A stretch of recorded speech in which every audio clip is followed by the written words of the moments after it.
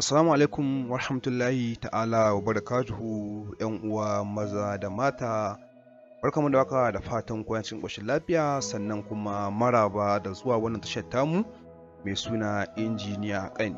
A sunana Hassan Sunusi Ƙani, wanda aka fi sani da Injiniya Ƙani, wanda kuma zan kasance da ku a wannan darasin namu mai taken Electronic Circuit Design Tutorial.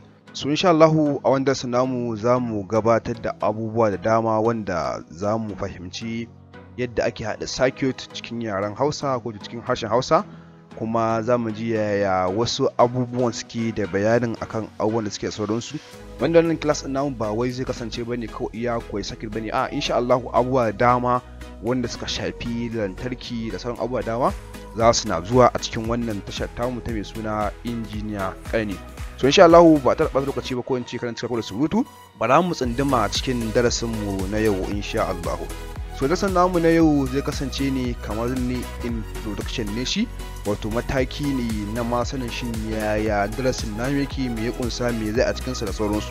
Kamar da faɗa farko cewa wannan darasin namu ba wai za mu koyi iya yadda ake a circuit bane ba, a insha Allah duk wani abin da ya shafi lantarki zan na gabatar da shi a wannan tashar tamu ta mai suna Injiniya Ƙani insha Allah, don mu fahimci yaya abubuwan suke, ya ake sarrafa su, ya ake amfani su, ya ake samun kariya daga gare su da sauransu. Sannan abu na gaba kuma da zamu ji shine wato what is electronic circuit, ma'ana me ake nufi da electronic circuit, domin ba za a yi tuya a manta da albasa ba, ko in ce mutum ba ya je gona ba kuma a ce ya manta da karamarsa ko batanyarsa a gida ba. To wannan shine, domin yana da kyau mu fara sanin mashin me ake nufi da wannan electronic circuit din da muke ta faɗa su kullum muna cewa circuit, shin me ake nufi da su, me shi, me amfanin sa, ya yake tsoron su, wannan shine insha Allah. Sannan abu na gaba kuma za mu ji shine process of designing a circuit, ma'ana hanyar da ake bi wajen haɗa circuit din shi kansa, domin cewa za mu ga cewa bayan mun san ma'anarsa, shin wace hanya ake bi wurin haɗa wannan shi kansa circuit din nan da sauransu. So za mu ji abu na farko da mu anan shine me ake nufi da electronic circuit, ma'ana me shi, ya yake da sauransu. So idan an ce electronic circuit za mu ce masa me is a path or network of electrical components that are connected to perform a specific function. Ma'ana shi electronic circuit wata hanya ce da ake samar da ita, wanda idan aka haɗa wasu component, wato wasu aloli na electrical guda biyu za sama, domin su samar mana da wani aiki da muke bukata su mana. Misalin wannan shine domin fahimci abin yake da ke cikin sauki shine, misali zamu ga cewa yanzu mutum yana so a mai gida, to na farko tana yana bukatar gida zai kirawo injiniya, wanda injiniyan nan za su a so bulo, a so rodi, a so yashi, a so siminti da sauran abubuwa domin a samar da wannan gidan nan. A nan za mu ga cewa ko za mu fi cewa kaga me bulo da yashi da sauransu su ne aloli da ake amfani da su wurin samar da shi wannan gidan nan. Wannan to kamar ga shi ake a fannin electrical and electronic engineering, ma'ana me muna amfani da wasu aloli kamar su resistor, capacitor, diode da sauransu wurin samar da wani circuit da muke so yi mana wani specific aiki, ko yi mana wani aiki keɓantacce da muke bukata yi mana. So wannan shi ne cikin sauƙi ma'ana ta electronic circuit, abin da ake nufi da shi da kuma bayanansa da kuma misali na yadda abin ke da sauransu. So abu na gaba kuma za mu ji process of designing a circuit, ma'ana hanya da matakai da ake bi gurin haɗa shi kansa wannan circuit ɗin nan. Ma'ana za mu ga cewa da muka ba da misali a farko da cewa mun ce muna so a mana gida ko makaranta ko makamantansu, me da na farko za mu kirawo injiniya ya zo ya zana mana wannan gidan nan.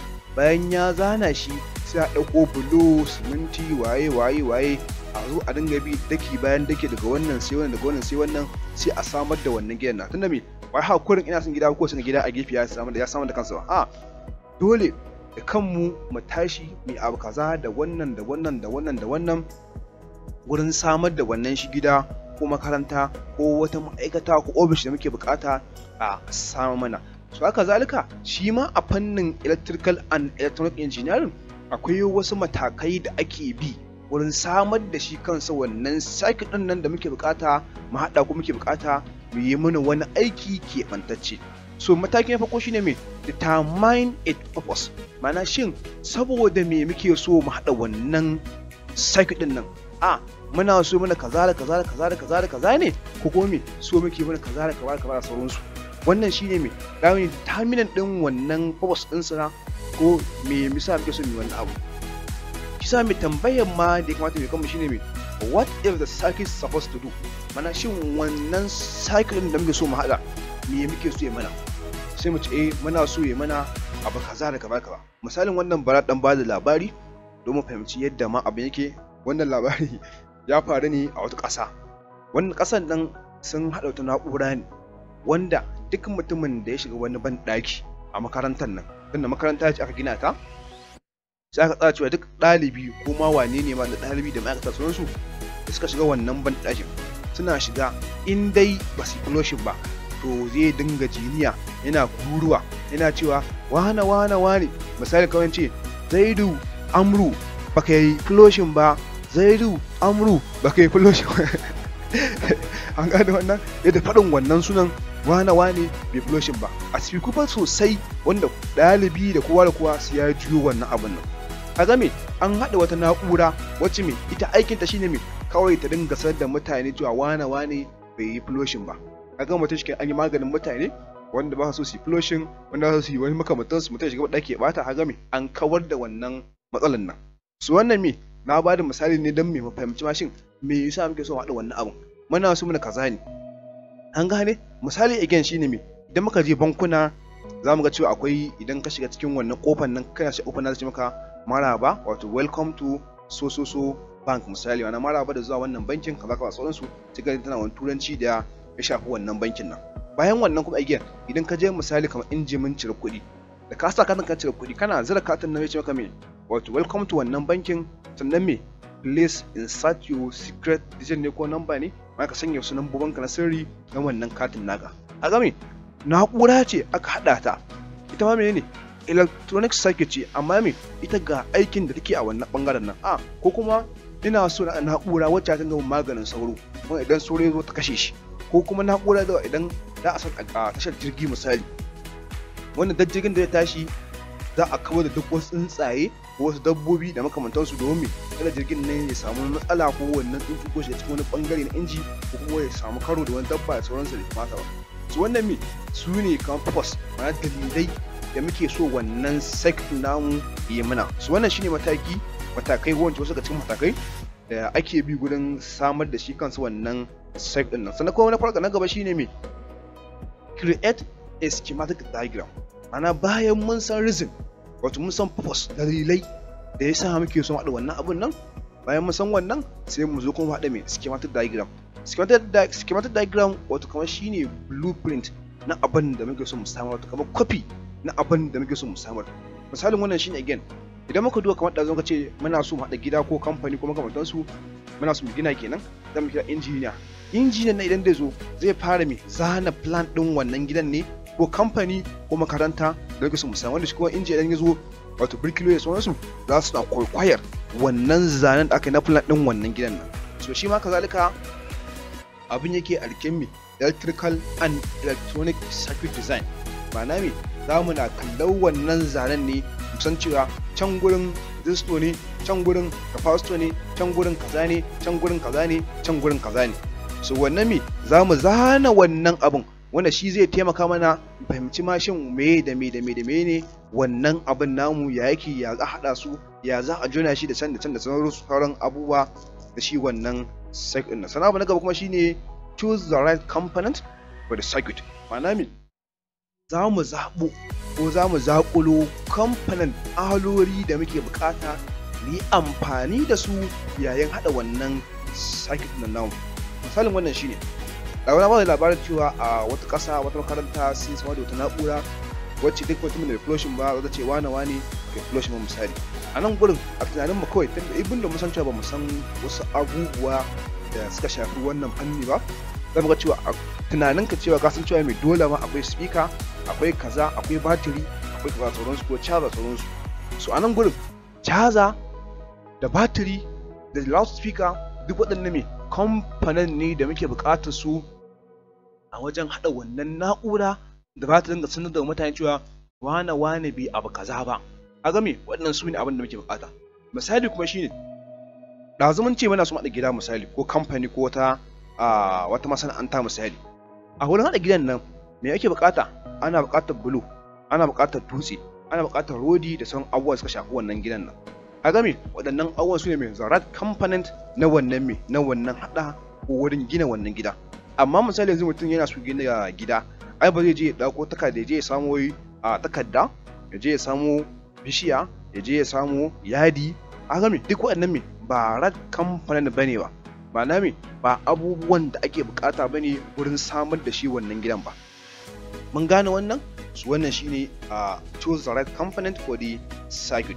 So bayan wannan kuma za mu ce me start building the circuit on a breadboard. Ma'ana za mu je mu samu breadboard. Breadboard wani faranti ne ko wani fefe ne da ake amfani da shi gurin gwaje-gwaje na haɗa circuit. Wannan me a jikinsa za mu gwada mu gani cin yayi ne ko bewa, akwai gyara ko babu gyara. Dama shi amfani ne me wurin gwaji, wurin testing ne na wannan abin da muke so mu samar ko wannan abin da muke so mu haɗa. So bayan wannan kuma matakin gaba shine me then move on PCB or breadboard. PCB shine me printed circuit board, wanda insha Allah shi a lesson mu insha Allah za mu zo yadda ake haɗa shi, ya ake samar da shi, yaya ake yi gurin abubuwa suka shafi shi wannan PCB. Amma for now dai kawai mu san me shi, domin wannan lesson da muka faɗa shine lesson mu na farko, kuma me kasance kamar introduction ne akan abin da za mu koya. So a nan gudun bayan mun gwada abin mu a allon gwaji wato a breadboard kenan, sai mu shifted din mu moving din duk component namu wannan allon namu zuwa kan breadboard.